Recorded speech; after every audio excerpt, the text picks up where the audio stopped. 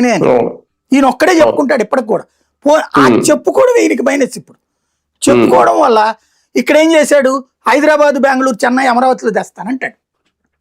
అది సాధ్యం కాదని ఇప్పుడు వాళ్ళ పెమ్మసానే చెప్తున్నాడు కదా. ఇప్పటికిప్పుడు సాధ్యం కాదు. ఇప్పటికిప్పుడు ఏంది, ఎప్పటికి సాధ్యం అవుతుంది? ఇప్పుడు మీ వయసు 35 ఉందండి, నా వయసు 45 ఉందండి. నేను ఆయన దగ్గరికి వెళ్తాను అంటే మీరు నా 45కి వస్తే నేను 55కి పోతా కదా.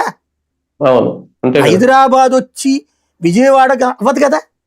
విజయవాడ హైదరాబాద్ అవ్వచ్చు, హైదరాబాద్ ఏం విజయవాడ అవ్వదు కదా. అమరావతి హైదరాబాద్ అయితే హైదరాబాద్ బాంబే అవుతా ప్రాక్టికల్ గా. ఏ నగరం అయినా మహానగరం పడిపోయింది ఉందా ప్రపంచ చరిత్రలో? సృష్టించిన నగరాలు ఉన్నాయి అట్లా. మీకు డెత్ సిటీస్ అంటారు. చైనాలో అట్లా సృష్టించిన నగరం ఎవడో వెళ్ళడం. రాయ్పూర్ ఎవడో బోడు, నయా రాయ్పూర్, నయా గాంధీనగర్ ఎవడో బోడు. గురుగావ్ అక్కడ కట్టినా కూడా అక్కడ వెళ్తుంటారు వచ్చేస్తుంటారు అంతే. సెటిల్డ్ సిటీస్ కాదవి. సెటిల్డ్ సిటీ అనేది పెద్దది ఎప్పుడైనా సరే. ఇక్కడ మనం గుర్తుపెట్టుకోవాల్సింది అది. అమరావతి సెటిల్డ్ సిటీ కావాలంటే విజయవాడ, గుంటూరు కలపాలి. అక్కడ తేడా వస్తుంది అది.